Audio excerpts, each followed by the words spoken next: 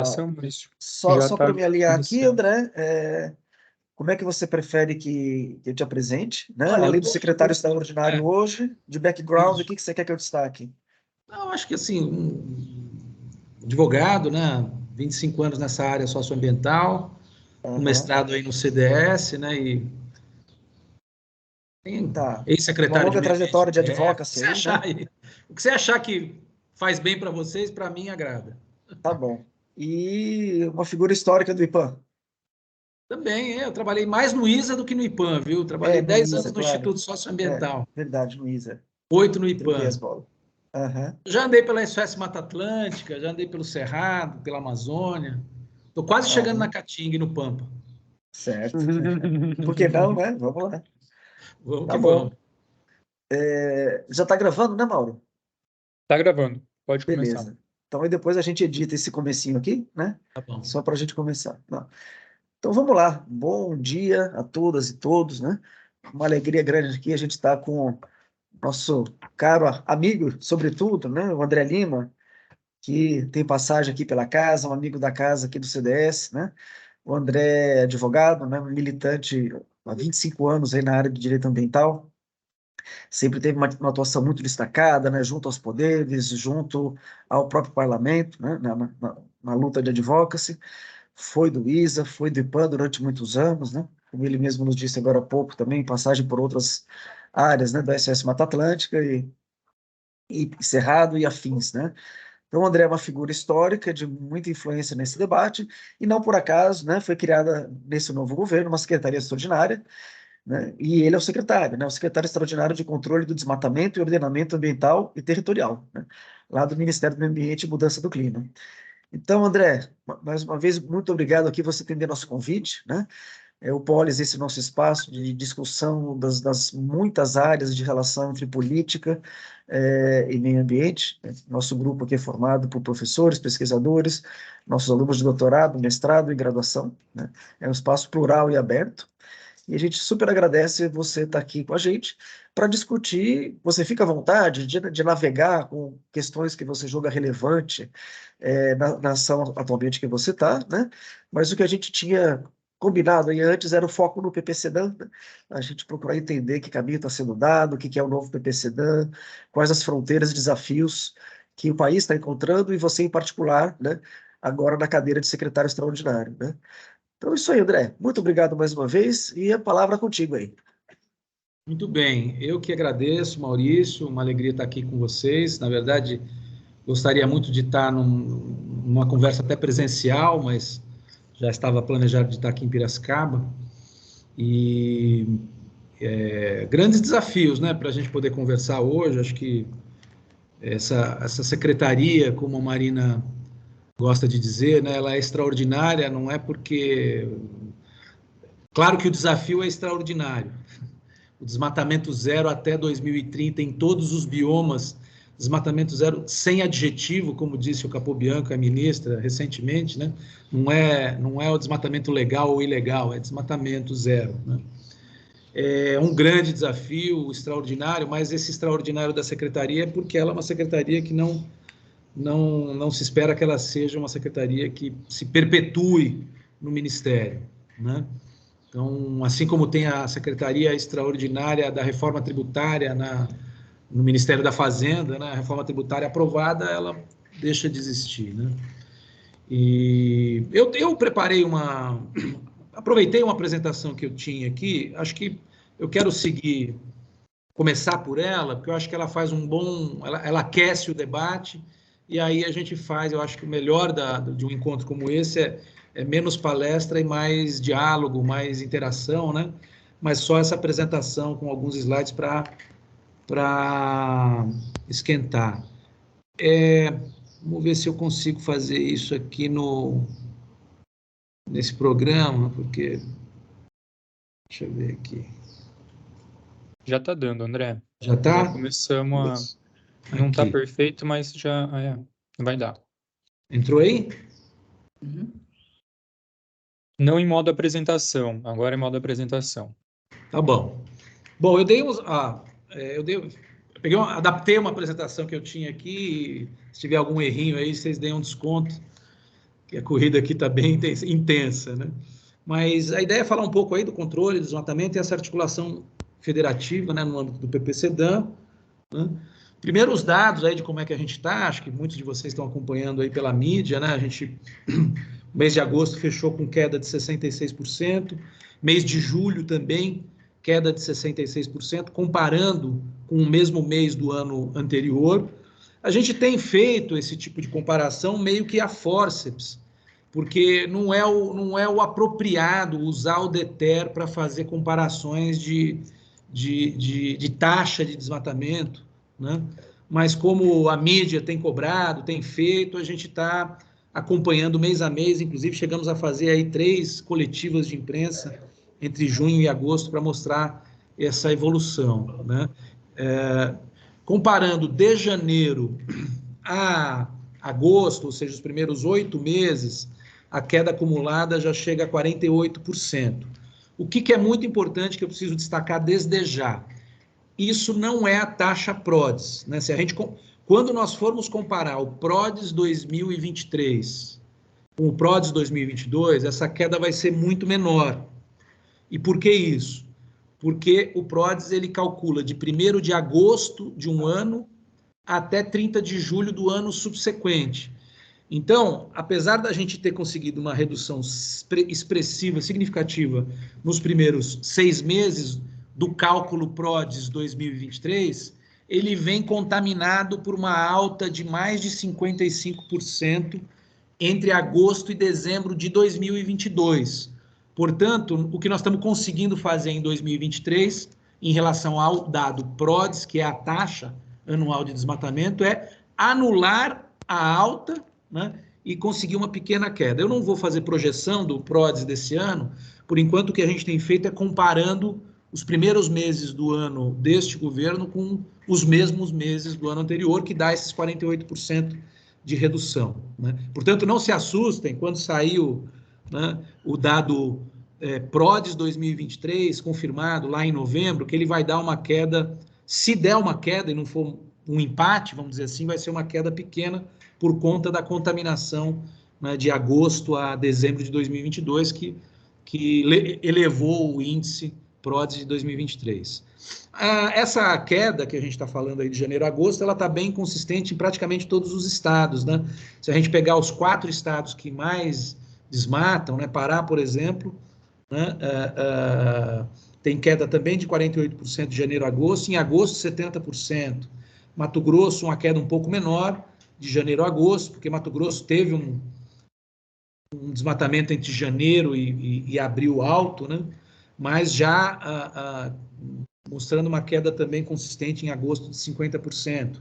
Rondônia também, né, de janeiro a agosto, 62% e só agosto 72%. Amazonas, que é um estado muito crítico, né, onde a dinâmica e a fronteira está bem acelerada, também nesse período já conseguindo uma queda bastante substancial, né? E aí são várias as ações que vêm sendo desenvolvidas, né? No dia 1º de janeiro, o presidente Lula já havia assinado, como um dos seus primeiros atos, né, foi assinar o decreto que restabeleceu o PPCDAM e a Comissão Interministerial. Em 8 de fevereiro, a gente já conseguiu reunir os ministros, compondo a Comissão Interministerial do PPCDAM. 16 de fevereiro, a subcomissão executiva. Em março, abril, maio, junho, em 4 meses, menos de 4 meses, a gente já conseguiu articular e elaborar o PPCDAM. Depois eu posso falar um pouco mais especificamente do PPCDAM em si, mas a gente tem um grande desafio, porque ele foi todo elaborado enquanto o governo vinha se formando e as diferentes áreas do governo também estabelecendo as suas prioridades. Então, tem o lado positivo da gente ter acelerado e já termos um plano, né? Mas tem um lado desafiador que é agora convalidar, reforçar, né?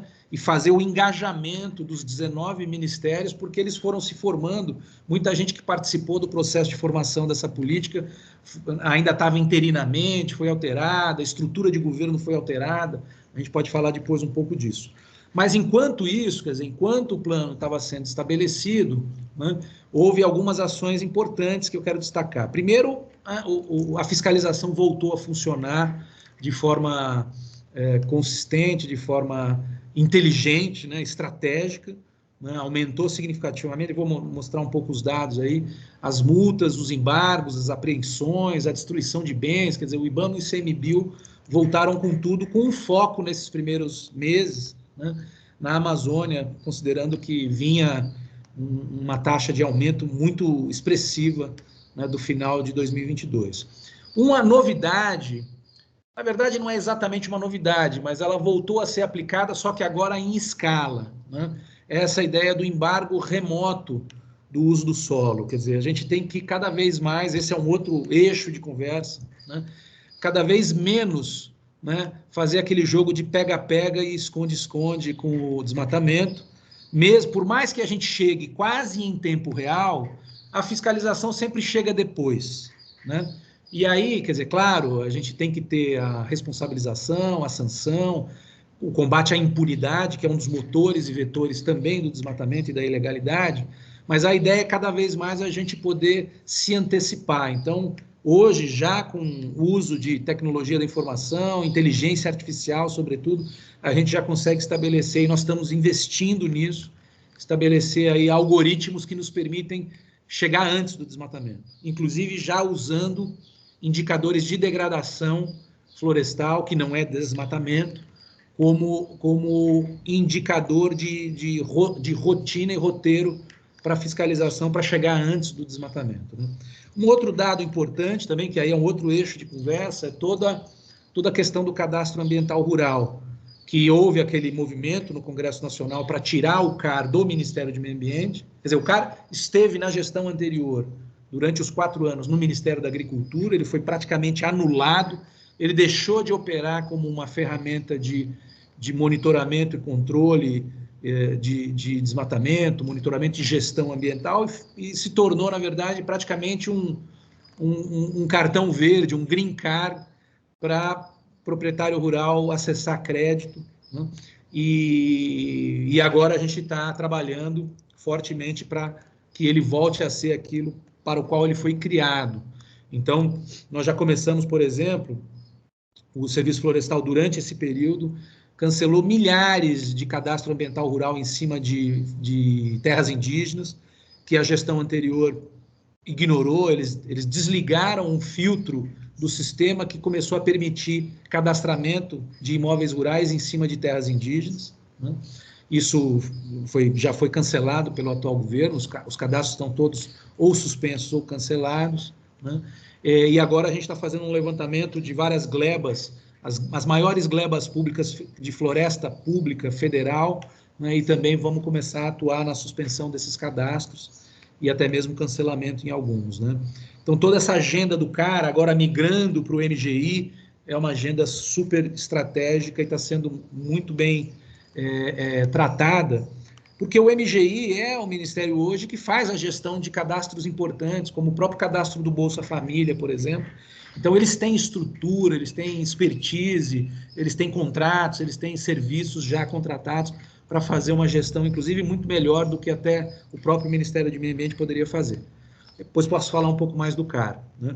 Parcerias com os estados, né? Na Amazônia, a gente começou com uma parceria bem forte com o Pará. Pela primeira vez, um governador de estado assina portarias conjuntas com o Ministério do Meio Ambiente para ações específicas, né? Bom, para qualquer coisa, né? Nenhum governador assinou até hoje, pelo que a gente sabe, portarias conjuntas com o ministro de Meio Ambiente. Nesse caso em particular, foi para ações conjuntas de prevenção e controle de desmatamento, já com ações concretas, né? Em menos de um mês dessa parceria, a SEMA Pará já está cancelando cadastros de imóveis rurais com desmatamentos ilegais acima de 50 hectares. É um primeiro módulo de ação que a gente pegou nos municípios prioritários do Pará para começar a dar uma primeira chacoalhada, né?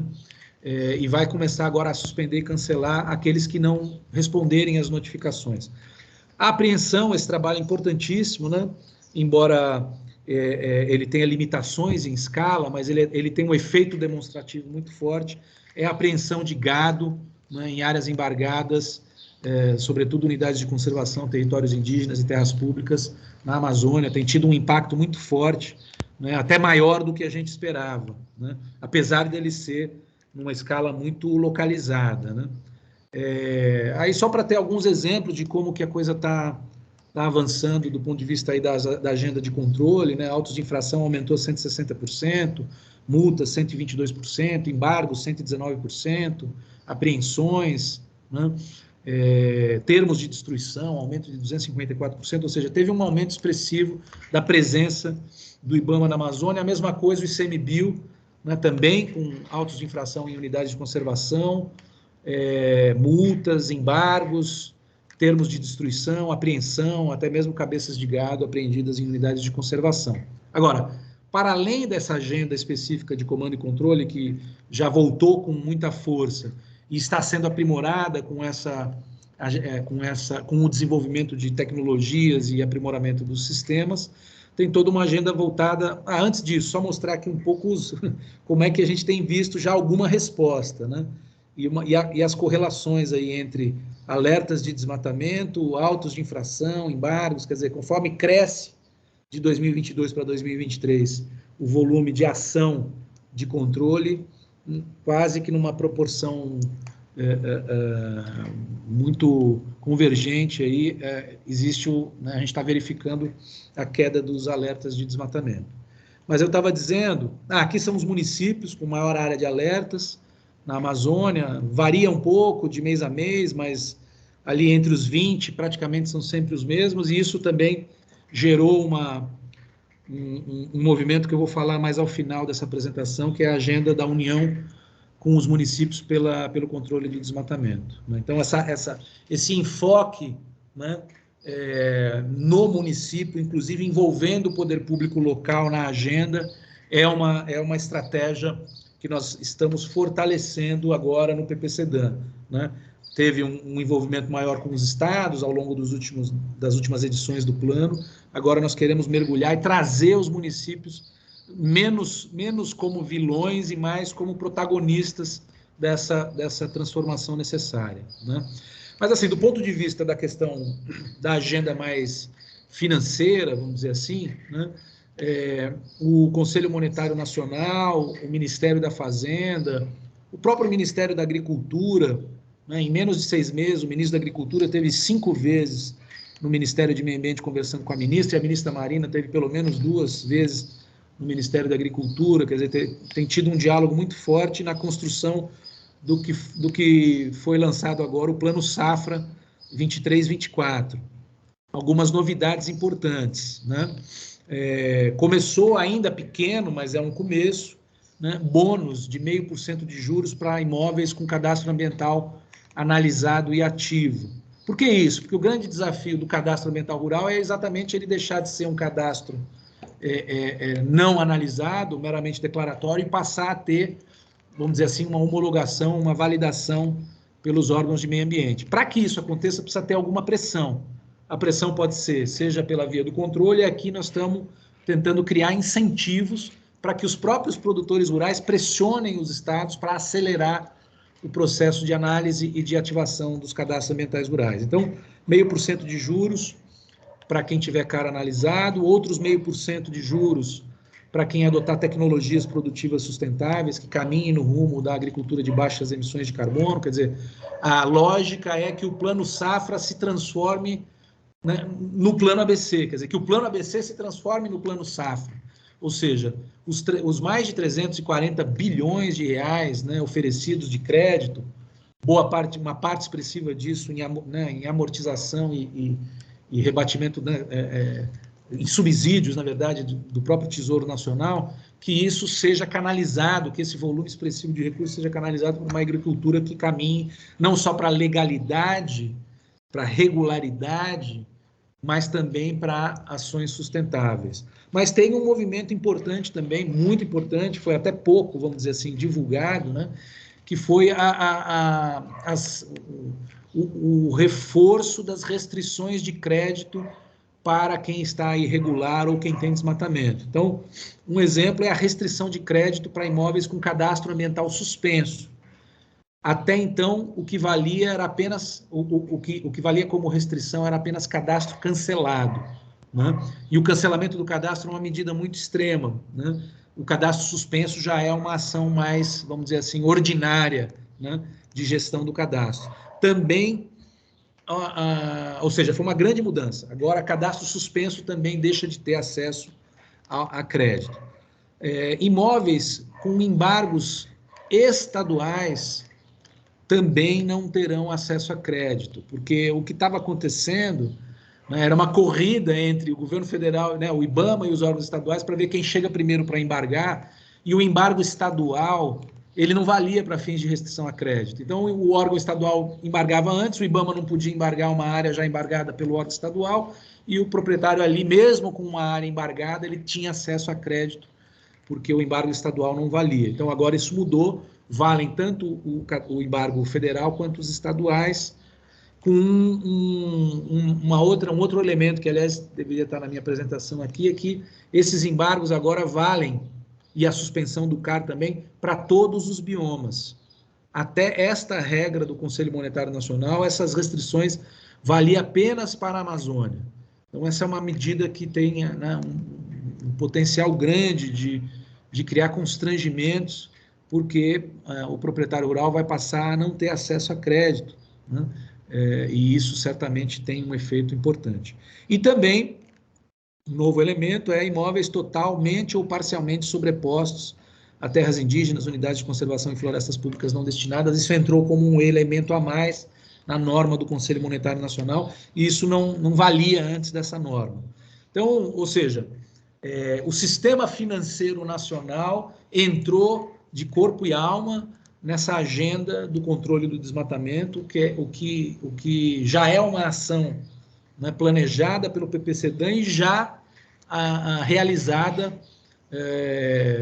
no primeiro mês de implementação do plano, e que eu diria assim, deve ter um impacto e tem uma função muito, muito estratégica para o alcance das nossas metas, né? Outro elemento bem desafiador, tão desafiador ou até mais do que toda essa agenda das finanças públicas ligadas, né, ao controle do desmatamento, é a destinação de florestas públicas, né? Na Amazônia nós temos aí, acho que esse slide não está muito nítido, mas na Amazônia são 27 milhões de áreas de florestas públicas não destinadas, né? 2 milhões no Cerrado, 2 milhões aqui, na verdade, 2 mil na Mata Atlântica, é bem menos, 107 mil no Pantanal, praticamente mais de 97% da área de florestas públicas cadastradas no Cadastro Nacional de Florestas Públicas está no bioma Amazônia. E o grande desafio é exatamente fazer a destinação adequada dessas áreas. De acordo com os dados do INCRA, são 50 milhões de hectares de terras públicas federais ainda não destinadas. Dentro dessas terras públicas, a gente tem os 31 milhões, na verdade, 31 milhões com atualização do cadastro de florestas públicas, de áreas de florestas públicas federais não destinadas, 99% disso nos estados da Amazônia. Eu falei 97%, né? E a nossa meta no PPCDAM é 29,5 milhões de hectares de florestas públicas destinadas até 2027. O que é essa destinação, né? Na verdade, a destinação final, ela se dá com a aprovação dos atos de criação de unidades de conservação, homologação de territórios indígenas, ou concessões florestais, ou ato de criação do assentamento. O que nós estamos propondo aqui é que, no âmbito da Câmara Técnica de Destinação de Terras Públicas Rurais Federais, haja, né, a indicação dessas áreas e os estudos comecem a ser feitos, porque entre, né, a aprovação ou a pré-aprovação da destinação, que se dá no contexto desse conselho, dessa Câmara Técnica que foi revigorada, né, revitalizada agora com o novo decreto do presidente também no dia 5 de julho, né, ali se dá o debate entre todos os órgãos que fazem gestão de território federal, né, SPU, FUNAI, INCRA, ICMBio, Serviço Florestal Brasileiro, né, o próprio IFAM, né, também com relação aos territórios quilombolas, né, e áreas de patrimônio artístico, arquitetônico e histórico, né, se reúnem para definir qual vai, para evitar aquela famosa sobreposição de interesses dentro do próprio governo federal. Então, essa agenda é uma agenda bastante forte, e o Ministério do Meio Ambiente tem tido já um papel muito decisivo e protagonista, porque nas primeiras reuniões, já houve 3 reuniões dessa Câmara Técnica, e nós já começamos a selecionar algumas áreas. Esse mapa aqui mostra as áreas públicas federais, e nós fizemos um levantamento de glebas com florestas públicas acima de 50 mil hectares. Foi uma linha de corte que nós estabelecemos para começar os estudos e as indicações de interesse do Ministério do Meio Ambiente e das vinculadas sobre essas áreas. Nós levantamos 139 glebas com mais de 50 mil hectares, que no seu conjunto elas somam 20,8 milhões de hectares de florestas públicas, né? E já estudamos num primeiro nível, né, de aprofundamento todas essas glebas e começamos a indicar a destinação dessas áreas. Então, aqui já numa primeira leva de indicação de interesses, nós já mandamos para a Câmara Técnica, e já está pré-aprovado na Câmara Técnica, 3,75 milhões de hectares. Não está aqui no slide, mas a FUNAI encaminhou outros 3,8 milhões, que já dão aí 7,5 milhões de hectares de áreas declaradas de interesse para a criação de territórios, né, protegidos, ou áreas protegidas, e agora a gente vai avançar nas próximas semanas com a indicação de pelo menos mais outros 3 milhões de hectares, né, o que já soma aí quase 12 milhões de hectares, mais de 50% dos 20 milhões que a gente começou a estudar esse ano. Então, esse é um grande desafio, porque não basta fazer a indicação nas câmaras técnicas, na Câmara Técnica de destinação de áreas, é preciso ter medidas, né, concretas de proteção dessas áreas, e a gente está estabelecendo essas medidas com o SPU. Então, assim, por fim, para concluir essa minha explanação, agora no dia 5 de setembro também, o presidente assinou o decreto 11.687, e ele, vamos dizer assim, ele é um aperfeiçoamento, uma evolução de um decreto de 2007, que eu, inclusive, estava no Ministério do Meio Ambiente naquela oportunidade, como diretor de políticas de controle do desmatamento, e trouxe essa agenda. Na época, a gente chamava dos municípios críticos, né? E no decreto 6321, a gente definia os municípios críticos, cancelava cadastro, foco na fiscalização, moratória de desmatamento nesses municípios, recadastramento fundiário. Teve uma série de medidas, né, muito fortes que ajudaram aí a fazer com que o desmatamento chegasse à menor taxa histórica em 2012, né, que foi abaixo de 5 mil quilômetros quadrados, mas naquele momento, essa estratégia de ação com os municípios, vamos dizer assim, ela não era uma agenda interfederativa, né? Ela era uma agenda federal de constrangimento sobre, né, os municípios, né?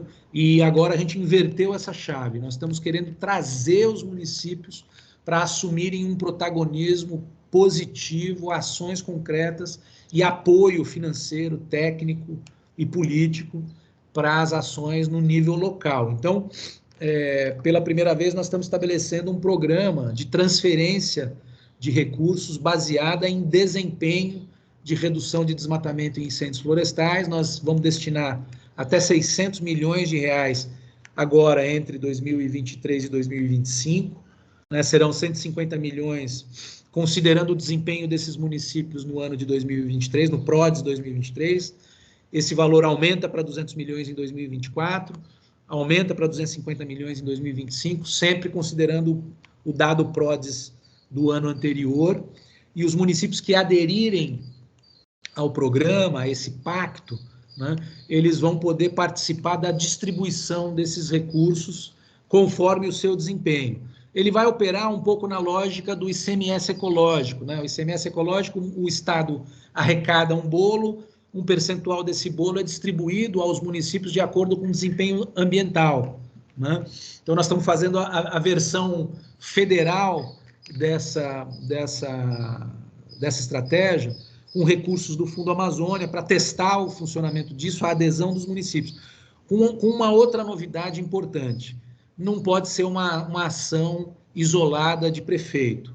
Para aderir ao pacto e para estar habilitado e credenciado para receber essa transferência desses recursos, o prefeito tem que assinar o pacto, mas também o presidente da Câmara de Vereadores, pelo menos um deputado estadual, um deputado federal e um senador tem que avalizar, assinar o pacto e se comprometer com emendas parlamentares orçamentárias para os municípios em agendas, né, e ações convergentes com a estratégia, que vai focalizar no apoio à regularização fundiária, à regularização ambiental e atividades produtivas sustentáveis. Portanto, é uma agenda muito positiva, que vai trazer, né, pretende trazer os municípios para um protagonismo maior no controle do desmatamento. Depois eu posso falar um pouco mais, né? Essa aqui é uma explanação bem superficial, né? Aqui são por enquanto, são os 69 municípios, mais aqueles que já estão considerados, né, pela estratégia anterior como municípios com desmatamento monitorado, né?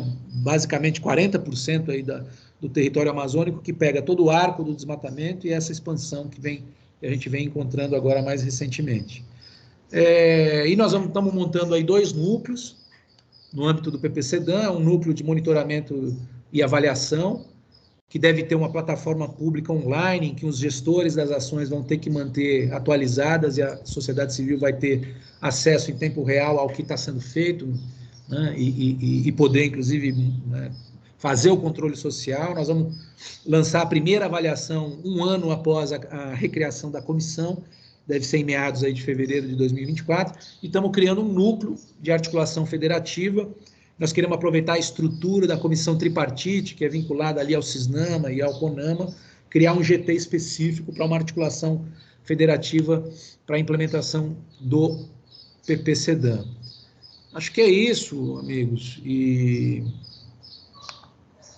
eu não sei se eu... Deixa eu ver se eu preciso tirar essa apresentação aqui, né? Parar a apresentação.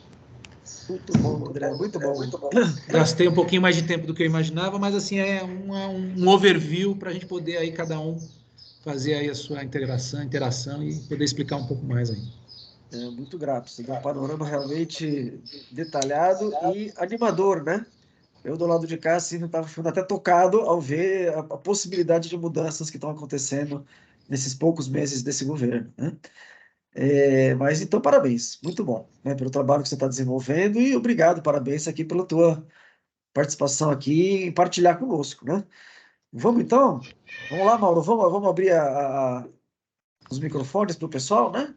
A gente pede aqui, quem quiser fazer perguntas para o André, erga uma mãozinha no Teams, porque esse recurso é bom, porque ele ordena a lista, né? A gente não tem que ficar fazendo lista. Já temos 2 inscritos. Enquanto o Hugo já vai falando, os demais podem ir se inscrevendo também, ok? Eu só peço que não se estendam demasiado na sua pergunta, né? Para que todo mundo tenha tempo e espaço de conversar também. Vai lá, Hugo, por favor. Bom dia, André. Primeiramente, parabenizo aí pela retomada desse trabalho com energia dinâmica e entusiasmo na proteção ambiental em nível nacional. E assim, eu não sei se vocês já contemplaram, eu vi ali uma abordagem a respeito da questão do PRODES, das áreas embargadas estaduais. Às vezes aí nos bastidores a gente escuta discurso de outros atores, outras linhas de atuação que vêm falar que a política do governo federal talvez não seja a melhor e que deveriam haver um incentivo maior para estados e municípios. Só que, porém, estados e municípios sempre estão mais sujeitos a intervenções políticas, restrições orçamentárias, e aqueles que têm um quadro um pouco, digamos, melhor, não têm grande destaque na proteção ambiental. Então, pegando todo esse contexto aí, o que eu queria colocar, não sei se passa na ideia de vocês da agenda política de jogar os polígonos do PRODES e áreas embargadas de estados e municípios na mesma base do IBAMA, fazer uma base unificada, porque essa base ela vai e dialoga com o Bacen. Então aí a gente não teria tanto a figura de que o IBAMA ele é o maior inimigo do produtor rural, do desmatador que merece, e chamariam os demais entes para somar com essa questão. Esse é um ponto que nós até discutimos numa disciplina no ano passado, sobre num contexto de fortalecimento de moratória da soja. Depois poderia até se avaliar com o embaixador brasileiro, o Ministério das Relações Exteriores, para pegar todo mundo que está nessa grande listagem de PRODES e vedar. Um polígono PRODES, ele vai segurar em área embargada muito mais que o termo do embargo. Então, seria essa, sim, uma colocação de questionamento e, ao mesmo tempo, sugestão. Obrigado. Legal. Como você quer fazer, Maurício? Quer reunir aí 2, 3 intervenções? Você decide, André, como você preferir. Bom, eu costumo falar muito, então, assim, talvez seja melhor reunir 2, 3 aí, para poder ter mais participação. E aí a gente avalia aí como é que funciona. Tá feito. Vamos fazer então 3, né? Então a Marta e depois o Gustavo. Por favor, Marta. Bom dia, André. Eu fico muito feliz de assim, acompanhar não só a engenharia, como a implementação do plano. Então, só algumas coisas que ficaram aqui em dúvida. A primeira, a gente estava até conversando antes sobre a denominação, né? Não ter adjetivo para o desmatamento zero, mas o próprio PPCDAN, no texto do PPCDAN, está escrito que é desmatamento. O que é considerado desmatamento zero? É desmatamento ilegal, mais a compensação de área de supressão autorizada. Então, como não tem uma lei, um decreto que diga o que é desmatamento zero, e o Capô insistiu muito que é sem adjetivo, e isso, fora da Amazônia, é um desafio extra, eu queria esse ponto que ficou de dúvida. E 2 outras coisas que você falou, destinação de floresta pública, que é um papel estratégico, entre outras coisas estratégicas do plano, né, destinação de florestas públicas. Se você já tem a categoria de unidade de conservação, que tem a maioria dessa, o que vocês propuseram de destinação, se é para qual categoria, pelo que vocês estão imaginando, do que foi analisado até agora, vai ser metade TI, metade UC, mas em que categoria? E uma fatia, que eu acho que você não falou do PPCDAN, que é o de estímulo à economia sustentável na Amazônia, e que a gente está esperando o anúncio do módulo bioeconomia do plano de transformação ecológica. Talvez você possa dar algumas cores, né, do que vai ter um plano nacional de bioeconomia em 2024, pelo que eu vi no PPCDAN, também tem previsão de regulamentação do pagamento de serviço ambiental. Então, se você conseguir dar alguma tinta, já vai ficar assim, a gente vai compreender melhor o processo. Tá bom. Obrigada. Bom, obrigado, Marta. Agora o Gustavo. Vamos lá, Gustavo. Se puder abrir a câmera, é bom. Ou não, fica à vontade. Gustavo, nos escuta? Gustavo? Gustavo, se você está falando, o seu áudio não está chegando para a gente, tá? Enquanto você tenta arrumar isso aí, vou passar a bola para o André? Poderá ir respondendo as duas primeiras perguntas? Vou respondendo, então, enquanto isso. O Hugo, de fato, Hugo, você tocou num ponto que é a evolução necessária e a gente está trabalhando para antecipar ao máximo isso, né? Que é o quê? A integração de bases, né? O dia que a gente tiver, vamos dizer assim, o ideal, né? O cadastro ambiental rural com a máxima transparência ativa possível. Porque aí tem algum questionamento em relação à LGPD, você fornecer dados de CPF, etc., ainda tem restrições a isso, mas a máxima transparência possível do CAR e a máxima integração possível com os estados, certo? E com os atos de gestão ambiental que dizem respeito aos imóveis rurais, autorização de supressão, licença ambiental, autorização de manejo florestal, autos de infração, embargos, enfim, né? Criação de reservas particulares, emissão de cotas de reserva ambiental, ou seja, todos os atos administrativos, jurídicos, né, que envolvam a gestão ambiental rural no imóvel, e a gente tiver isso unificado num sistema, né, vamos dizer assim, 80% dos nossos problemas estão resolvidos, porque isso vai estar linkado, obviamente, que com os com toda a cadeia, né, de compradores, né, desses fornecedores proprietários rurais, com os agentes financeiros e com os agentes ambientais nos 3 níveis, município, estado e União. Então, vamos dizer assim, a visão, a grande meta é fazer essa grande integração. A gente teve vamos dizer assim, um choque aí, que foi essa retirada do cadastro ambiental rural do Ministério do Meio Ambiente. Então, esse acerto, esse ajuste, ele vai ter que ser feito sob a coordenação do Ministério de Gestão e Inovação, né, que está super, né, parceiro, né, e a gente agora, o que a gente está fazendo? A gente está fazendo um ajuste fino do que é competência do Ministério do Meio Ambiente e o que será competência do Ministério de Gestão. Eu até fui obrigado a usar uma metáfora, né, estranha à ciência e à política, para dizer o seguinte: olha, uma coisa é o espírito, outra coisa é o corpo, né?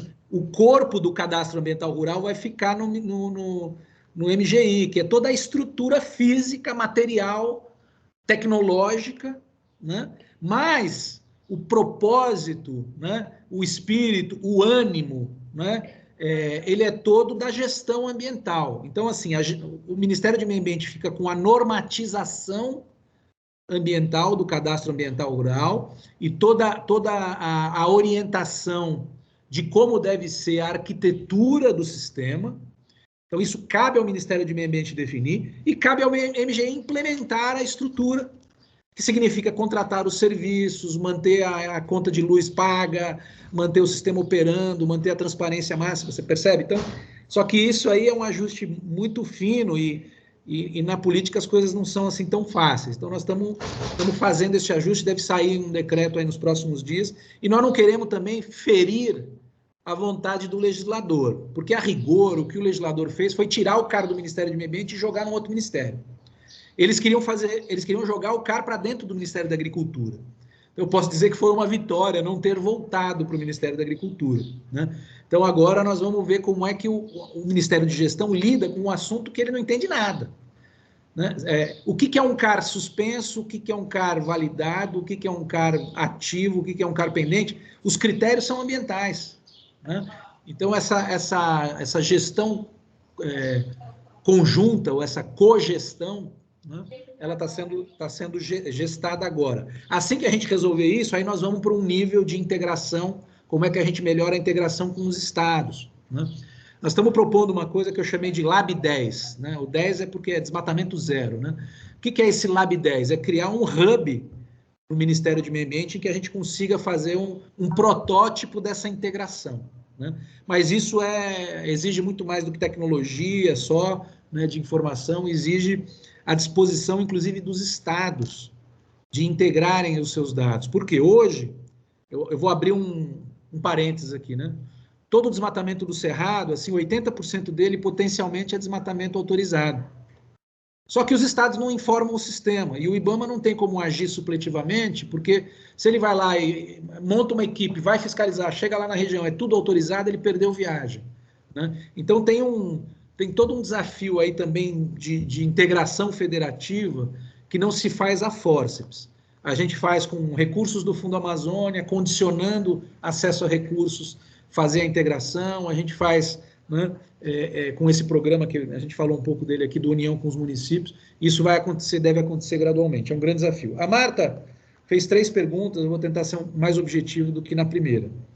Desmatamento zero, né? Ele é sem adjetivos, mas ele tem um conteúdo que ele não é uma coisa simples, né? Não é o desmatamento absoluto zero, porque o absoluto zero também tem adjetivo, né? Então, o que é o desmatamento zero? Vamos dizer assim, controle máximo do desmatamento ilegal, né? Toda uma nova regulação do que é o desmatamento autorizado, também sob controle, porque, parênteses, existe muito desmatamento aparentemente legal. Boa parte do desmatamento que supostamente é legal, ele é aparentemente legal, porque ele não seguiu as normas de compensação, de reposição florestal, não teve licenciamento ambiental, a autorização não foi publicada, a área desmatada é maior do que a área autorizada, ou o local desmatado é diferente do local, ou seja, tem uma miríade de potencial irregularidade do desmatamento legal. Então, nós estamos falando de enforcement máximo no ilegal, controle máximo do legal e estabelecer uma série de medidas compensatórias em relação ao desmatamento autorizado, né, em que a gente possa, seja através da criação de áreas protegidas, seja através da restauração florestal, seja através da regeneração das áreas embargadas, porque o embargo, ele é menos uma sanção administrativa e ele é mais uma ação cautelar para manter a área com capacidade de regeneração. Então, se a área está embargada e não pode ser usada, potencialmente em 5 anos a vegetação começa a se regenerar, em 10, 15 anos a gente tem uma vegetação secundária, em menos de 30 anos a gente tem uma nova floresta lá, não com a mesma riqueza, mas exercendo a função básica da florestal. Então, colocando tudo isso numa mesma equação, o que a gente tem, ao fim e ao cabo, é a estabilização ou o crescimento da cobertura vegetal nativa no bioma. Por que a gente não chama de... mas você vai dizer assim, mas isso é o líquido zero, né? Porque, no fim, o que você está dizendo é o seguinte, em algum momento nós vamos restaurar ou regenerar mais do que estamos desmatando, mas continuaremos desmatando na medida em que vamos restaurando, né? Não é o líquido, porque o líquido ele já leva para um debate sobre emissões, e nós não queremos plantio de industrial compensando supressão de vegetação nativa. Basicamente é isso, né? Vai ser um desafio muito maior aplicar isso para o cerrado, né? Tem respostas que a gente ainda está buscando em relação ao cerrado. Em relação ao cerrado, a gente ainda tem que ter o quadro, o estado da arte. Nem há informação ainda do que é efetivamente legal ou ilegal, a gente tem. Esse vai ser o grande desafio nesses próximos 2 anos para o cerrado. A destinação de florestas públicas, por isso que eu falei que existe uma predestinação, né? A Câmara Técnica, ela aprova uma declaração de interesse de um dos entes. Então, se o Ministério do Meio Ambiente vai lá e diz que tem interesse numa determinada gleba, né, e ela passa pela Câmara Técnica, significa que nenhum outro ministério vai poder mais, depois disso, declarar interesse sobre a área. E aí o Ministério do Meio Ambiente vai poder fazer os estudos para definir aí qual é a melhor categoria de unidade de conservação, se vai ser mesmo proteção integral ou não, se vai ser para o Serviço Florestal fazer concessão florestal, manejo florestal, se vai ser para alguma atividade de bioeconomia, se é para atender um direito de uma comunidade tradicional, né? Só no caso de território indígena, em que a demanda já é mais, vamos dizer assim, mais específica, o que vai se definir depois é qual é exatamente o polígono, a área total, através dos estudos antropológicos e dos estudos etnoambientais. Então, nós não temos uma pré-definição. O que a gente tem é já alguma declaração do próprio ICMBio, do DAP, né, do Departamento de Áreas Protegidas, com um interesse, porque a gente está cruzando também as áreas prioritárias para a conservação da biodiversidade. Então, nessas áreas já existe um indicativo de interesse de conservação, né, num nível de prioridade elevado, né? E, por fim, a bioeconomia, né, além da regulamentação do PSA, que está em curso, em debate no Ministério do Meio Ambiente, da regulamentação do mercado de carbono, que são 2 agendas que se complementam, né? Tem o desenvolvimento do Plano Nacional de Bioeconomia, que depende agora, esse eu diria assim, é o grande desafio desse governo, né? Não é mais pautar as demais áreas do governo em relação à importância da nova economia, da economia verde, da bioeconomia, né? Na verdade, vai ser um desafio de coordenação. A gente tem o Ministério da Fazenda consultou vários, né, praticamente todos os ministérios, e está lançando essa estratégia, né, da transição ecológica. A gente tem o MDIC, né, o governador Rodrigo Hollenberg é o secretário de Economia Verde do Ministério da Indústria e Comércio, tem toda uma agenda sendo gerada e gestada dentro do MDIC, e que usa também esse conceito de bioeconomia. Temos uma secretaria no Ministério de Meio Ambiente com foco na bioeconomia, que está, vamos dizer assim, caminhando mais para sócio-bioeconomia. Temos o MDA propondo também uma agenda com foco mais em assentamentos de reforma agrária, e temos o próprio Ministério da Agricultura tentando elastecer o conceito de bioeconomia para incorporar como é que chama? Sistemas agro-silvopastoris, pecuária sustentável, né?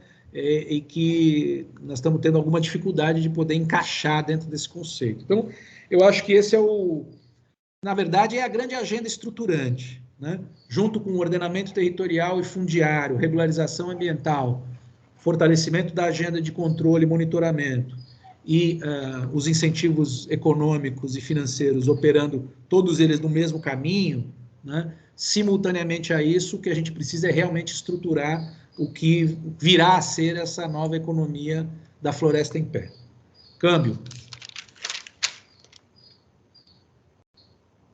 Muito bem. Gustavo, conseguiu resolver o problema do seu som aí, do seu áudio? Vamos lá, vamos ver se funciona.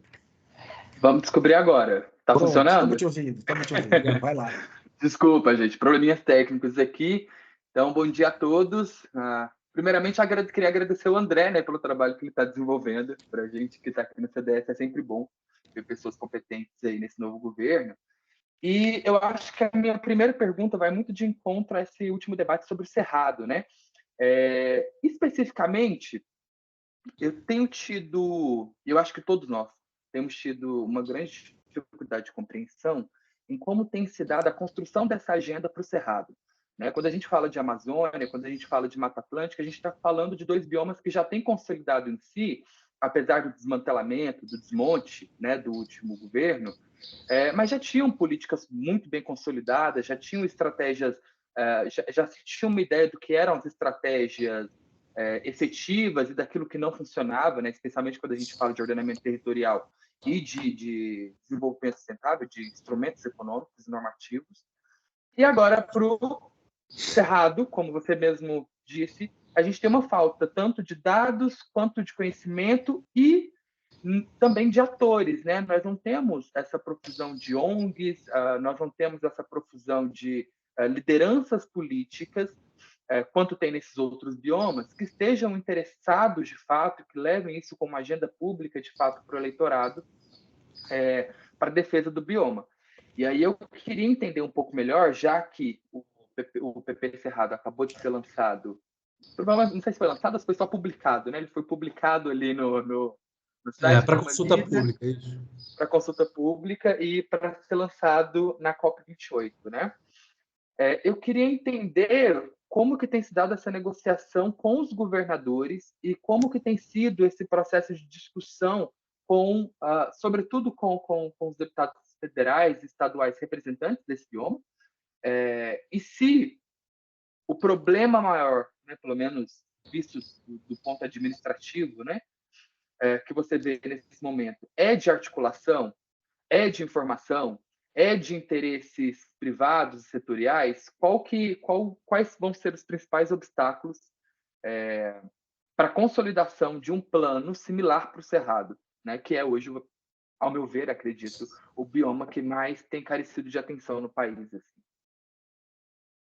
Muito bem. Você quer colocar mais alguém aí, Maurício? Eu já respondo a dele. A Marta levantou a mãozinha de novo, Marta, é isso? Não? Tá bem. Eu quis apagar, Posso só complementar? uma segunda mãozinha. Tá bom. Tem alguém na fila? Não tem mais ninguém? Coisa? Diga. Rapidão. Só mais uma dúvida em relação aos instrumentos econômicos para o PPCDAN, né? Atualmente, né, eu sei que isso é uma pauta transversal e que ela vai se dar muito no âmbito do Ministério da Fazenda, obviamente, mas há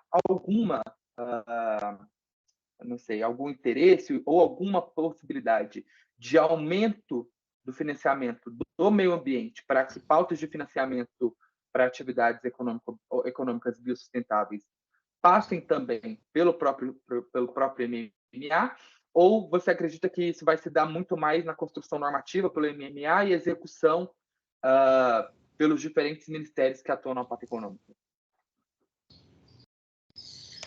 Eu acho que, Maurício, né? eu acho que como o Gustavo já colocou aí algumas perguntas que vão dar um trabalhinho, Isso, vai lá. Já vou começar aqui. Bom, Gustavo, acho que,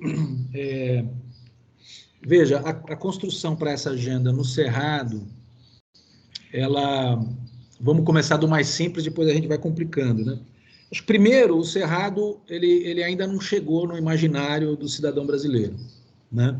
Por que Mata Atlântica e Amazônia a gente avançou mais? Porque o INPE, né, está divulgando aí os dados da Amazônia já faz algumas décadas, né? Pelo menos quase 3 décadas, né? Ou mais, né? Na década de 90, começo de 2000, na verdade, uns 15 anos aí, é que a gente vem divulgando permanentemente os dados e, mais recentemente, aí, inclusive, dados diários. Se você entrar hoje no Terra Brasilis, eu posso até, para quem não conhece, mostrar aqui o sistema. Hoje eu entrei de manhã, antes de fazer essa conversa aqui. Você tem dados diários do desmatamento para o gestor público de ponta até 2 dias atrás e para a população uma semana atrás, né? O Cerrado, Mata Atlântica, a SOS Mata Atlântica colocou no mapa lá desde 93, 92, que ela começa a publicar dados anuais, né, do desmatamento. Então, isso foi para o imaginário da população, para o noticiário, né, os dados vêm sendo para o Cerrado, né, a gente começou a produzir dados de desmatamento do Cerrado e publicar mais recentemente. Então, a partir de agora, tanto é que a gente não consegue comemorar a queda da redução do desmatamento da Amazônia, assim, aquela comemoração 100%, porque ela sempre vem no lead, né, com uma vírgula, mas no Cerrado está aumentando. Né? Por quê? Porque os dados são divulgados simultaneamente. Está caindo na Amazônia e está aumentando no Cerrado. Aliás, já há quem diga, eu questiono isso de alguma maneira, porque acho que isso aí tem que ser comprovado de maneira mais robusta, né? Que é até um vazamento, vamos dizer assim, reduz o desmatamento da Amazônia e aumenta no Cerrado. As coisas não funcionam assim de maneira tão um para um, assim, né? E a gente tem uma lei que protege 80% da área privada na Amazônia e conserva 20% da área no Cerrado. É o inverso, né? Então, quanto mais os estados funcionarem do ponto de vista de gestão, mais eles vão emitir autorização de desmatamento. Né? É isso que está acontecendo, os estados estão emitindo. Então, o grande desafio para o Cerrado a gente precisa estabelecer um padrão mínimo comum para a emissão de autorização de supressão de vegetação que funcione para todos os estados e que tenha um mínimo de transparência, né?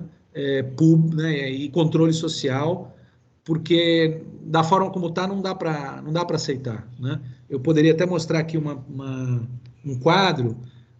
Eu pedi, o que a gente fez? Vamos chamar os 4 estados mais críticos, que é o Matopiba, né? Vamos chamar esses 4 estados para conversar e vamos pedir os dados. Vieram os dados. A gente tem 365 mil hectares autorizados de 2019 até agora, 550 mil hectares desmatados de 2019 até agora. Então, vamos dizer assim, uns 35% a mais de desmatamento do que de autorização. Mas olha só o detalhe, nós temos 200 mil hectares só na Bahia de áreas autorizadas ainda não desmatadas. Autorizações que já foram emitidas ou em 2020, ou 2021, ou 2022, que estão válidas e que ainda não foram executadas. Por quê? Porque a licença vale por 2 anos, prorrogáveis por mais 2, e a gente está tendo o quê? A emissão de autorizações especulativa. Por quê? O camarada pede uma autorização de desmatamento e ele guarda no bolso, porque isso valoriza o imóvel. Então, hoje em dia, a gente tem muito mais a especulação fundiária, vamos dizer assim, do que produtiva. É claro que ela varia e ela aumenta em função da pressão de mercado, né? O Matopiba está na expansão agropecuária na região, está avassaladora, né? Então, nós vamos ter que lidar também com o mercado, né? Vai ter que ter uma ação forte, colaborativa do setor privado. A ideia da moratória da soja, por exemplo, que, né, deu relativamente certo, depois vocês, né, quem está estudando aí pode falar um pouco mais, mas a gente tem que trazer ela para o Cerrado, e não pode ser essa moratória que a Biov propôs. A moratória da Biov é assim, a moratória para o desmatamento legal a partir de 2020, ou seja, tudo que foi ilegal até 2020, a gente passa uma borracha, vamos poder comprar, né? E daqui para frente, tudo que for legal, a gente também vai continuar comprando. Isso, lamento, isso não é moratória, né? Isso é menos do que a lei, né? Então, tem esse grande desafio. O que a gente está propondo? A gente começou uma estratégia colocando os estados na berlinda. A responsabilidade é dos estados, porque são eles que emitem autorização, são eles que, pela lei complementar, são responsáveis pelas autorizações e, consequentemente, pela fiscalização, né? 80% do desmatamento, em média, está acontecendo dentro do CAR, Cadastro Ambiental Rural, e os estados têm acesso ao CPF ou CNPJ do detentor desse CAR e tem a gestão do cadastro ambiental. Então, os estados que se virem, né? Nós vamos cobrar os estados, mas isso não vai dar certo, né? Então, a gente está trazendo os estados também, tentando integrar uma base de dados mínima, tentando, né, estabelecer uma regra comum de autorizações de supressão, né? E isso vai envolver também governadores. A gente ainda não chegou nos governadores, mas eu vou antecipar um dado para vocês aqui em primeira mão, né? Apesar eu estava começando a ficar mais alegre aí com os dados do Cerrado, porque no trimestre junho, julho, agosto, teve uma queda de desmatamento, né? Apesar de julho ter um desmatamento um pouco alto, no trimestre teve uma queda. No entanto, setembro estourou. Nos 19 primeiros dias de setembro, nós estamos tendo um aumento de 115% do desmatamento no Cerrado, comparado com o mesmo período do ano anterior. Então, inevitavelmente, eu já estou propondo aqui para a ministra, nós vamos ter que chamar os governadores, porque não dá para... o discurso do desmatamento legal, ele tem que ir para a prática, ele tem que ser legal e tem que ser regular, né? Se não tem controle, alguém vai ter que ter. Se os estados não estão tendo controle, alguém vai ter que ter. Aí nós vamos ter que ir para cima com ações um pouco mais duras. Mas antes nós vamos chamar os estados para uma conversa. Por fim, essa pergunta sobre os instrumentos econômicos, né? Se o financiamento para as atividades sustentáveis virá pelo Ministério do Meio Ambiente ou por outros ministérios. Veja, outro dia eu recebi um WhatsApp assim, nossa, agora o ministro da Fazenda falando em transição ecológica, que absurdo, essa é uma agenda do Ministério do Meio Ambiente. Eu falei, você pirou, né? Tudo o que a gente quer é um ministro da Fazenda, né, propondo uma transição ecológica, né? Obviamente que seguindo diretrizes que são acordadas com o Ministério do Meio Ambiente e outros ministérios, né? A gente perde a plena governabilidade sobre a agenda, perde, mas é assim que tem que ser, né? Um ministro da Fazenda indo para Nova York, né, levar uma agenda de transição ecológica, de investimento em energias renováveis, né, desmatamento zero.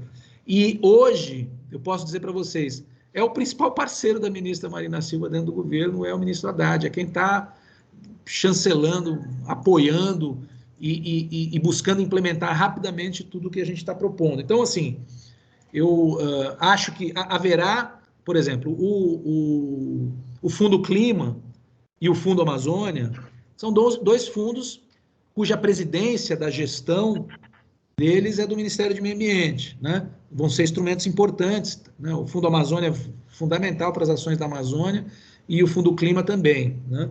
Mas o Plano Safra, que é maior fonte de financiamento para o desenvolvimento econômico hoje no Brasil do que o Plano Safra, com 340 bilhões de reais para atividades agropecuárias, quer dizer, o dia que esse Plano Safra for 50% sustentável, né, nós vamos ter o maior programa de investimento em economia sustentável do planeta, né?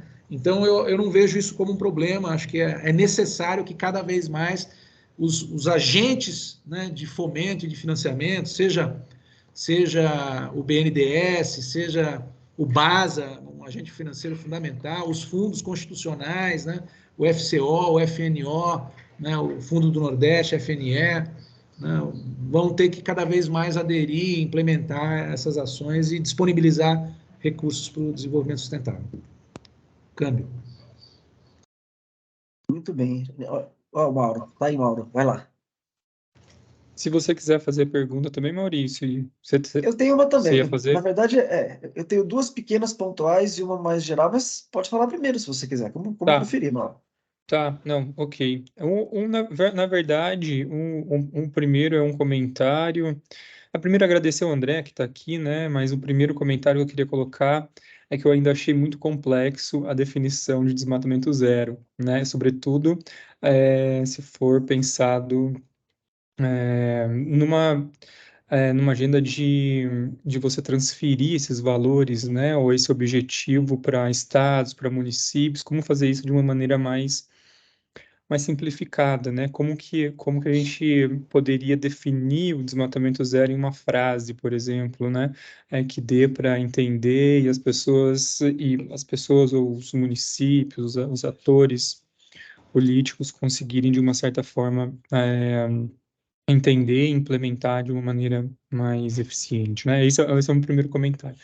A questão, na verdade, está relacionada aos municípios, André.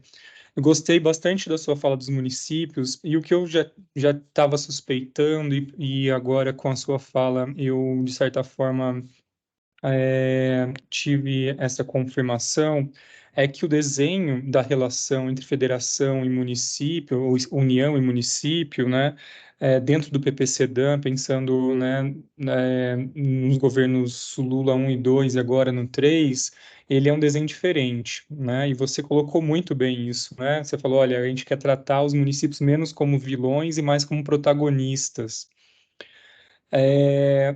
A minha questão me parece que deu relativamente certo, em alguns casos houve sucesso quando a gente, ou vocês, né, trataram os municípios como vilões, né? Então, aquela lista de municípios prioritários, muitos deram certos, né? A gente teve casos de sucesso, salvo engano, Paragominas, tem outros exemplos aí que são de sucesso, mas eu acho que esse sucesso veio a um custo político meio alto, né? É, me parece, né? E aí eu queria escutar de você um pouco por que essa mudança da estratégia, né?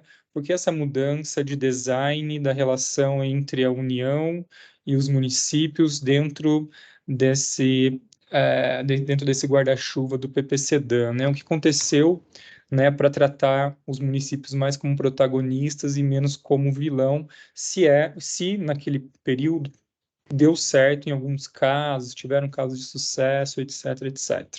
A questão é essa. Obrigado. Muito Tá bem. bom. André, posso colocar só duas Vai lá, questõezinhas bem pontuais, tá? Aí vai já lá. passa a bola para você. Duas operacionais, né? Dúvidas que me surgiram ao longo da sua apresentação. Uma, você apresentou a plataforma de monitoramento do PPCDAM, né? Me ocorreu te perguntar se essa plataforma ela teria, se ela está pensada a ter, um canal de denúncia. Um espaço em que os cidadãos anonimamente podem dizer, ó, aqui na minha cidade, na região tal, ali, tem uma fazenda que está arrepiando ali, que está atacando fogo, que está quebrando pau aqui, né? Para que seja uma informação postada, né, pela sociedade no controle social e isso cruzar com os dados, né, do DETER, né? Uhum. Então, me ocorreu isso, se essa plataforma teria um espaço desse tipo de cruzamento, de denúncia de controle, pelo controle social, né? A outra dúvida também operacional que me surgiu ali quando você falou dos instrumentos econômicos ali estabelecidos pelo CMN, né? Que você colocou ali as restrições a crédito. Me ocorreu te perguntar se essa restrição ela é um bloqueio integral, restrição total, ou se ao falar em restrição ela pode ser uma restrição menor, parcial, tal, né? E se for, né, caso ela possa ser uma restrição parcial, como é que você definirá, né, qual é o tamanho da restrição do crédito que teria e quem que vai decidir isso daí, né? Então essas são duas questões mais pontuais, né? E uma pergunta mais geralzona, que segue aí o embalo das questões anteriores aí, né? Pontos que você já falou, essa última do Mauro e tal. Se você pudesse pontuar para nós, né, o que você considera, assim, nesse arco dessa política, que ela realmente, assim, ela é bastante encantadora, ela enche os olhos da gente, quais você identifica que são os pontos fortes dela, de possibilidade de sucesso, né? E quais são os riscos? quais são os elementos que podem comprometê-la, né? Quais são os buracos que podem colocar algum fracasso nessa política, né? Claro que isso a gente só vai saber lá na frente, olhando pelo retrovisor, mas olhando prospectivamente, se você puder pontuar alguma coisa, se você tiver vontade para isso, claro, né? Por favor, né? Se não tiver também, deixa quieto, né? Que isso são questões mais estratégicas, né? O que você visualiza como pontos de sucesso e possíveis pontos de risco? Tá. Muito bem. Boas perguntas. Vamos lá. Assim, eu acho bom esse exercício de como definir em uma frase o desmatamento zero. Eu tenho a minha frase, mas eu acho que ela ainda não... Porque, assim, é aquela história, né? Sempre... Porque, na definição, não deve vir o como na definição, né? A definição é a definição, né? Então, a definição é assim, a estabilização da vegetação nativa ou o seu incremento, né, até 2023. Ponto. Mas aí essa definição levanta um monte de dúvida, né? Então, mas ilegal, legal, aí começa... Então, a gente achou importante que na definição fique claro que, assim, tolerância zero com o ilegal, porque ela é uma definição com 3 pilares. 1 é tolerância zero com o ilegal. 2 é controle máximo do legal. 3 é a compensação do que for desmatado legalmente. Porque vai ter, por exemplo, obra de infraestrutura, utilidade pública, tem que desmatar. Então não é desmatamento zero, tem que desmatar, mas vai ter que compensar, né? Dependendo da situação, vai ser 1 para 3, 1 para 5, 1 para 10. Uma obra de infraestrutura em si, potencialmente, ela compensa 10 vezes o desmatamento. Então, são ferramentas que a gente vai trabalhar: compensação ambiental, florestal, reposição florestal, aí vem o PSA, aí vem a restauração com emissão, né? A concessão florestal. E a gente quer, por exemplo, o Serviço Florestal quer colocar aí 1 milhão de hectares, né? O dado exato é 1 milhão de memória, mas assim, é um volume grande de áreas para concessão florestal para restauração na Amazônia. Então, assim, se a gente reduzir em 80% a taxa do desmatamento até 2030, o que não é impossível, nós já reduzimos 48% esse ano, né? E a gente restaurar 200 mil hectares ano, regenerar e restaurar 200 mil hectares ano, atingimos o desmatamento zero na Amazônia. Agora, como é que mantém isso? Chegar é difícil, manter talvez seja até mais difícil, né? Então, agora, para o Cerrado já é diferente. Mas a frase é estabilização da cobertura vegetal nativa ou o seu incremento a partir de 2030, né?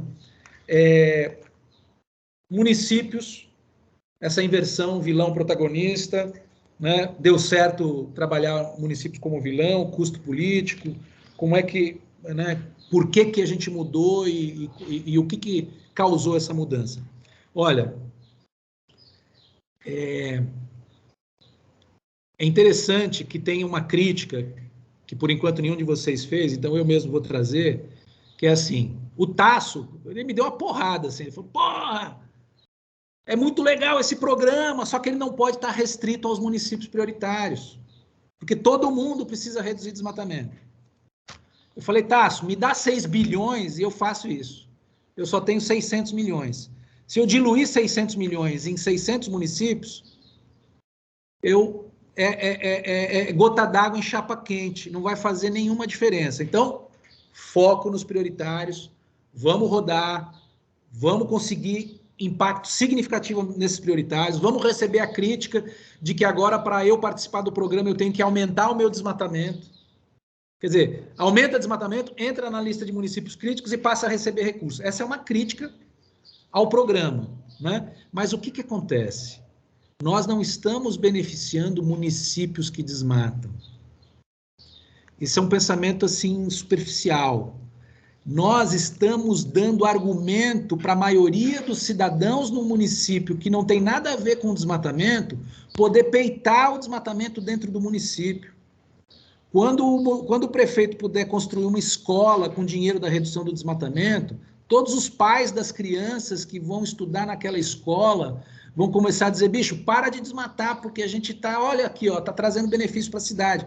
E aí os vereadores, os secretários, os prefeitos, que são a musculatura política dos deputados estaduais, federais e senadores, vão começar a ter um contraditório lá no município, porque hoje é unânime. Só vem esse negócio de desmatamento, só vem o IBAMA aqui, né? Não tem mais nada para a gente, né? Então, a ideia é o quê? É a gente começar a trazer instrumentos econômicos, incentivos, né? Quando que uma secretaria de meio ambiente de um município recebeu 10 milhões de reais em um ano para fazer gestão ambiental? Eu acho que não tem secretaria, 90% das secretarias de meio ambiente dos municípios do Brasil não tem 10 milhões de reais um ano para fazer gestão ambiental. A Secretaria de Meio Ambiente do DF gastava 50 milhões com salário, mas você já vai pegar a capacidade de investimento efetiva, muito provavelmente, que eu me lembro aqui, não chegava a isso. E o município, por exemplo, de Altamira, pelas primeiras simulações aqui, já no primeiro ano pode receber 13 milhões de reais para fazer gestão ambiental. Eu falei com o senador, conversei com 3 senadores essa semana para convidá-los a serem padrinhos de municípios no programa. Eu falei, senador, secretário de meio ambiente agora vai virar candidato a deputado estadual, vereador ou prefeito. Né? Então é importante o senhor prestar atenção na agenda ambiental. Né? Então, a ideia agora e por isso a gente está trazendo um deputado estadual, presidente da Câmara de Vereadores, um deputado federal, um senador, para o pacto. Além da chancela política, esses caras não vão poder vocalizar no Congresso Nacional contra as ações do governo federal, porque eles estão chancelando essas ações. Então a gente começa a direcionar o foco no Centrão, que é o principal ator político da Amazônia, é o MDB, é o PSD, esses caras vão começar a apadrinhar ações, por quê? E aí é o nosso trunfo, né? COP30. Todo mundo vai querer aparecer na COP30 como alguém que fez alguma coisa para ajudar o desenvolvimento sustentável na Amazônia. Ninguém vai querer aparecer lá como vilão da bancada do Bolsonaro, né, extremista contra a redução dos desmatamentos. Então, é um conjunto de coisas, ou seja, trazer para a política local com incentivos concretos, não é ilusão, e tem um vínculo, as ações têm que ser de regularização ambiental, regularização fundiária e incentivos a atividades produtivas sustentáveis. Se a gente conseguir rodar um programa como esse, ele começar a trazer resultados, os resultados começarem a trazer dinheiro, a gente inverte e transforma isso num círculo virtuoso. Já fizemos isso antes? Dessa forma, não. Então, vai ser um aprendizado, e por isso que não dá para jogar 6 bilhões de reais e chamar todos os municípios. Vamos fazer com os municípios críticos e ver o que resulta, né? Aí o Maurício... André, desculpa te interromper, só nesse ponto bem específico aí, né? Será que isso não pode, se você não incluir os outros municípios de algum modo, ainda que no planejamento, será que isso não pode gerar um incentivo perverso? Dos municípios fazerem a leitura o seguinte, para a gente receber incentivo, a gente tem que desmatar, né? Então você gerar um efeito motosserra aí nos municípios para se tornarem campeões de desmatamento para receber mais dinheiro? Mas essa foi a crítica que eu mesmo fiz antes de fazer toda a fala que eu fiz. Veja só, o município vai receber a fiscalização, ele vai receber o embargo, ele vai receber a multa, ele vai receber a Polícia Federal, né? É isso que ele quer? É isso que ele vai receber. Por quê? Porque os outros que entraram no programa estão reduzindo o desmatamento. O que vai acontecer? A bala do canhão, as poucas balas do canhão, a gente vai mirar para os novos. Né? Isso vai ter que funcionar também. Né?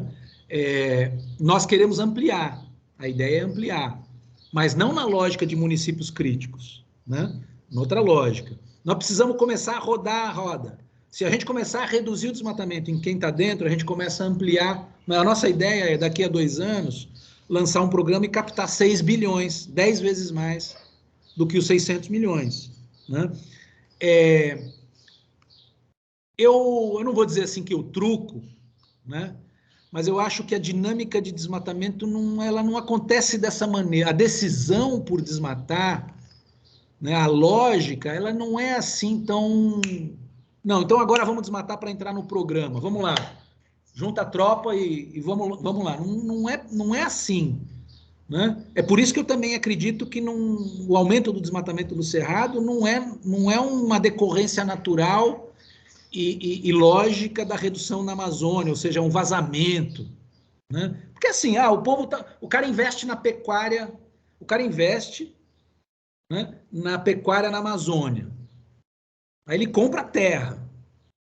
Aí o desmatamento está sendo sob pressão. Aí ele vende a terra, pega o dinheiro, decide que vai investir no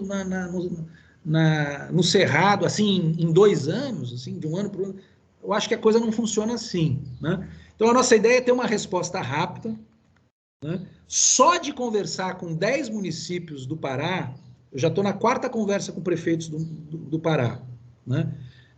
A gente já está vendo só na conversa. Por quê? O que acontece? Exatamente uma das dores dos prefeitos. Para a fiscalização está muito truculenta.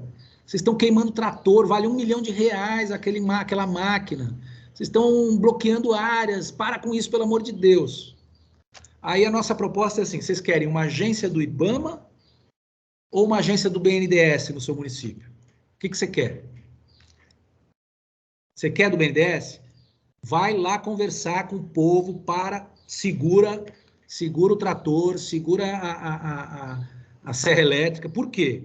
O IBAMA só multa o desmatamento de 2021, 2020, 2019, 2018, porque ele está indo lá por causa de 2023. O IBAMA não direciona uma tropa para pegar desmatamento de 3 anos atrás. Ele direciona a tropa para pegar o desmatamento desse ano, DETER. Aí ele vai lá, vê o desmatamento do ano passado, ele multa, do ano retrasado ele multa, vê não sei o que, ele multa, entendeu? Você não quer o IBAMA, reduz desmatamento. Ah, mas precisa fazer regularização fundiária, precisa não sei o quê. Nós vamos botar recurso para fazer isso. Então, a fofoca já está acontecendo nesses municípios.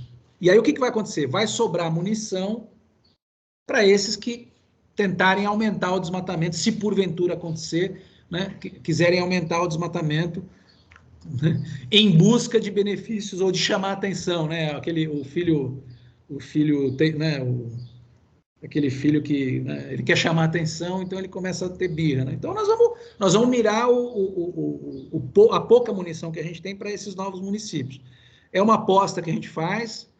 Pode ser que o saldo seja o saldo líquido, né? Aumento de desmatamento em alguns municípios, mas a queda significativa dos desmatamentos dos municípios prioritários, onde o desmatamento está mais estruturado, né?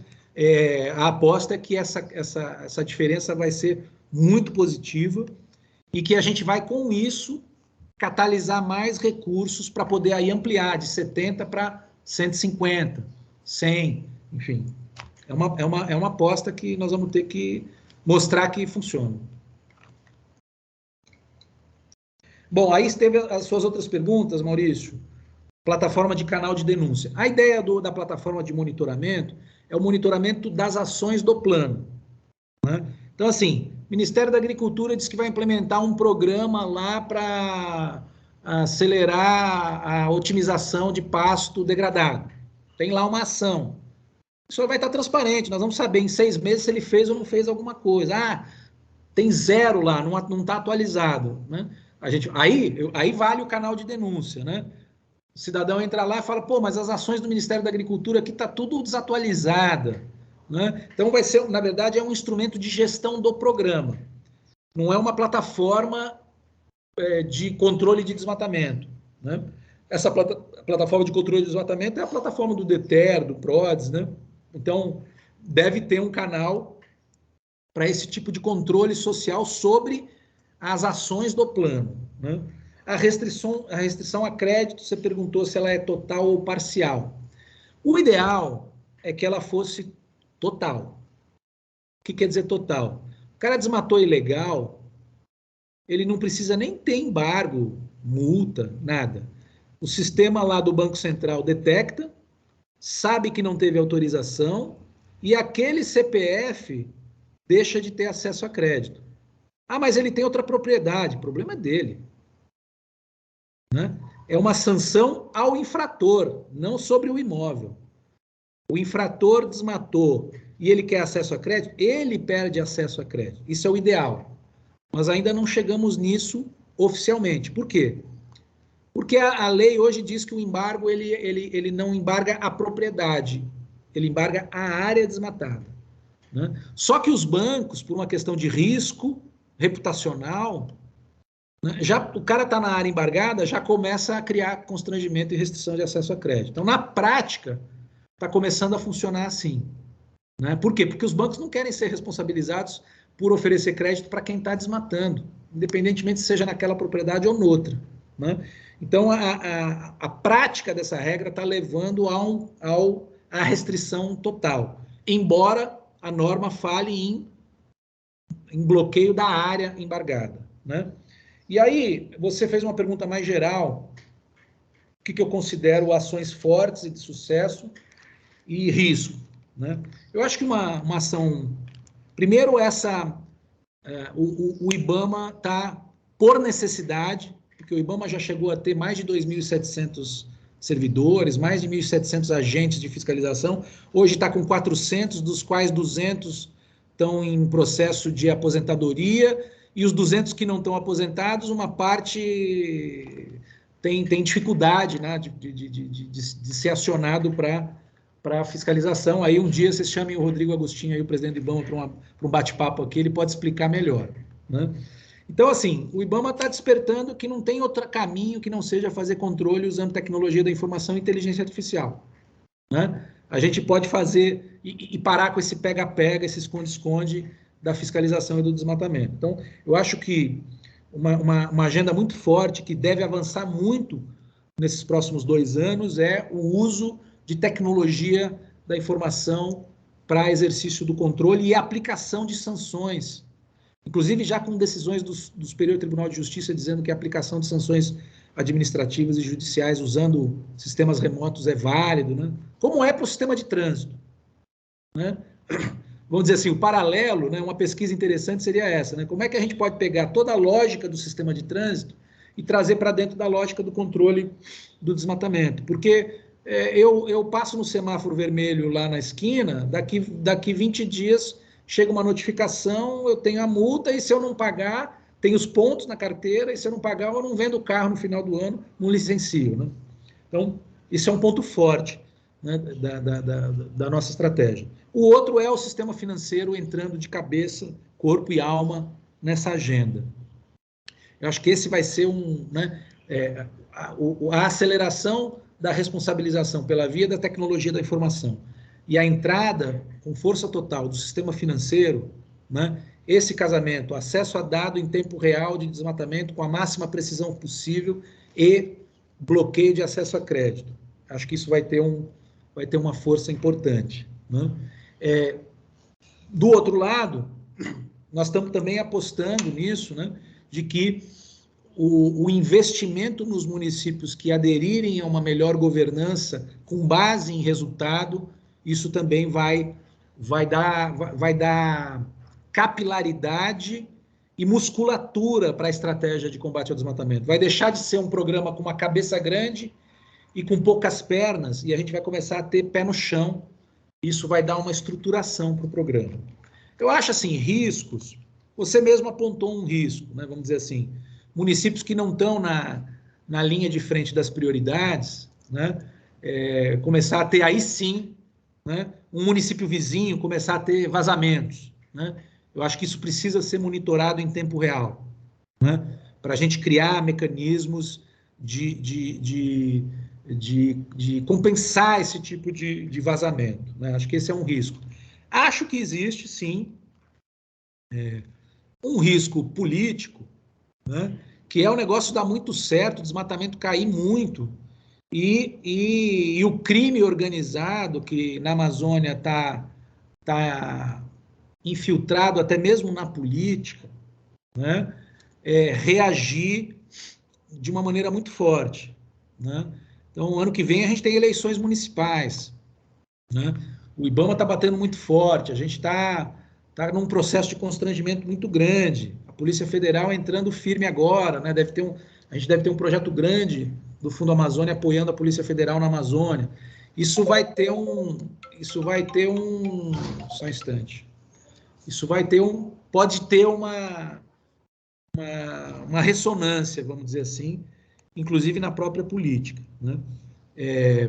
Acho que... E tem um rebatimento, vamos dizer assim, no plano federal, né? Essa coisa do centrão dentro do governo, quer dizer, Acho que esse é o maior risco, é o risco do sucesso. O negócio está indo tão bem que vem a onda em sentido contrário, vem a reação, né? E às vezes é aquele último suspiro, né? Os caras estão vendo assim que eles estão cercados por todo lado, não tem para onde correr, né? Faz uma grande aposta para dar uma chacoalhada, e aí nós vamos ter que segurar politicamente. Qual é o trunfo? O que mais se falou em Nova York foi o Brasil voltou pelo exemplo, não pelo discurso, e o dado de 48% de queda do desmatamento na Amazônia foi o grande lastro efetivo do que nós estamos fazendo. Então, isso está dando espaço para o presidente Lula, apesar do petróleo no Equador, apesar de outros pesares. Então, e COP30 no Brasil em 2025. Eu acho que esse é o trunfo que a gente tem para toda essa política não ser desestruturada, né, politicamente. Eu acho que seria o maior risco. Né?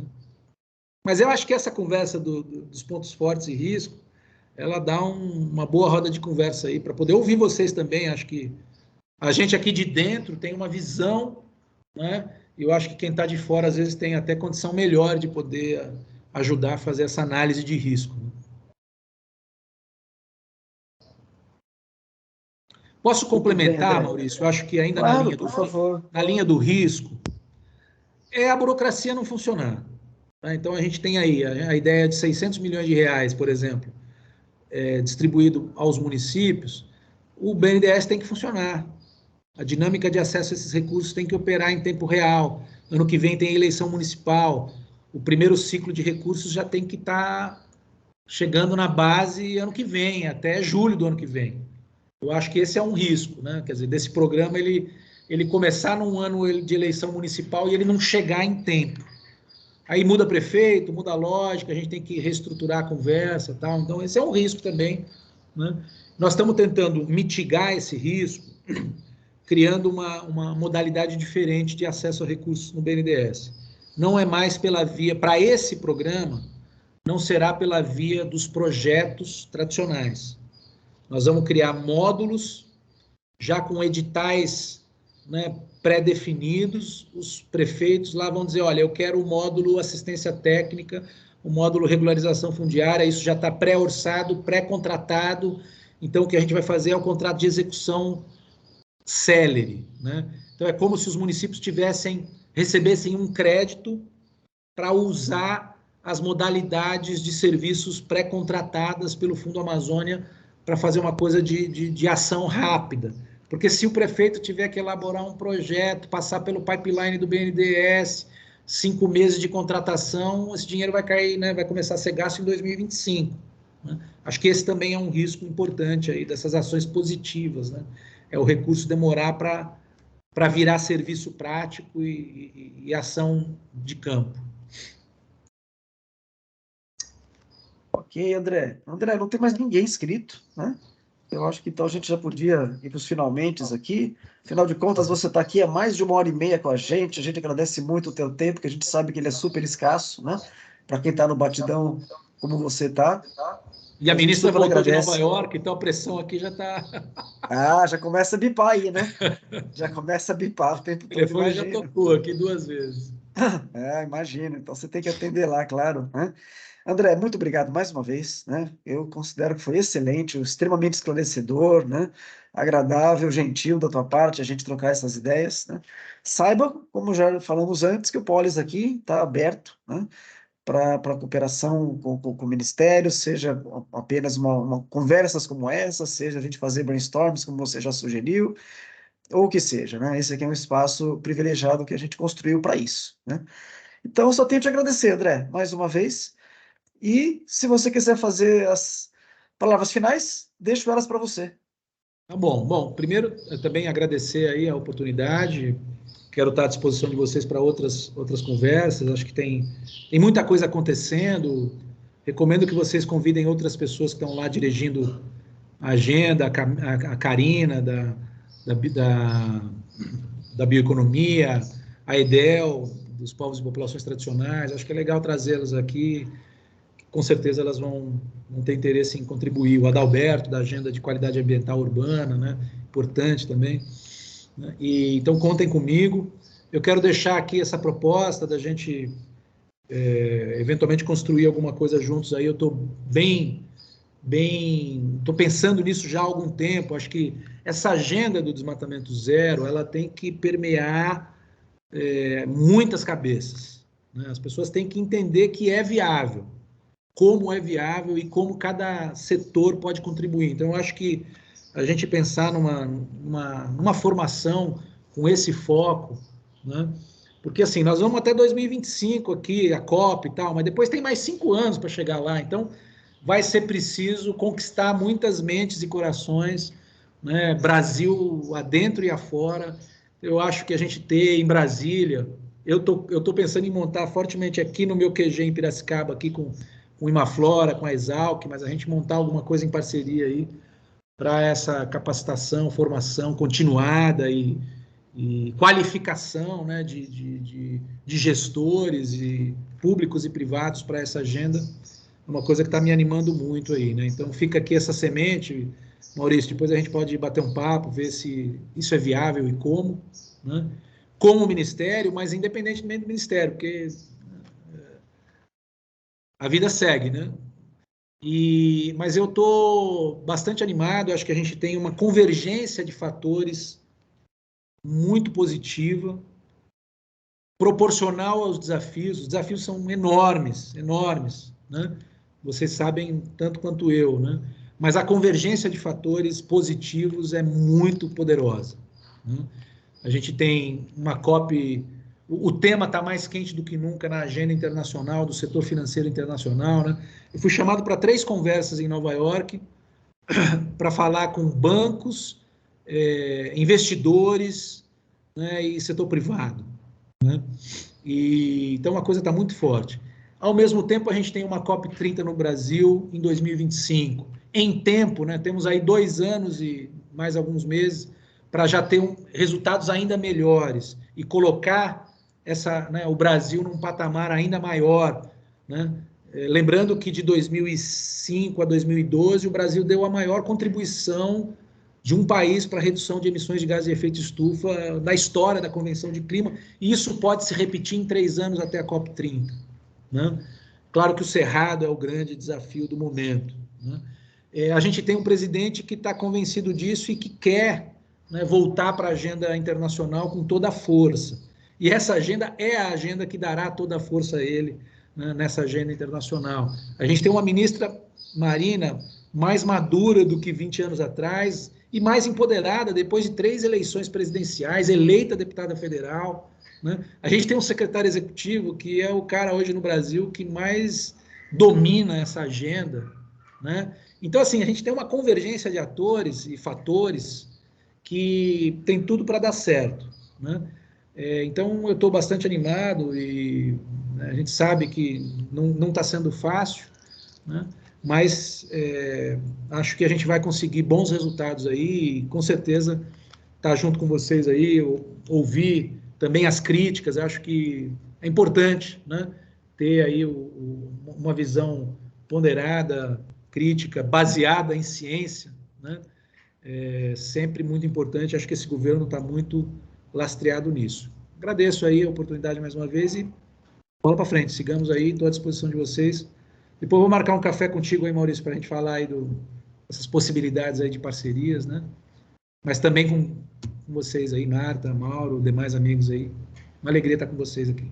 Convites aceitos. Vamos juntar nossa tropa de choque aqui e vamos fazer esse caminho, que eu acho que é um caminho bem promissor. Legal. Valeu, André. Então é isso aí, pessoal. Valeu. Muito obrigado, André. Obrigado a todos.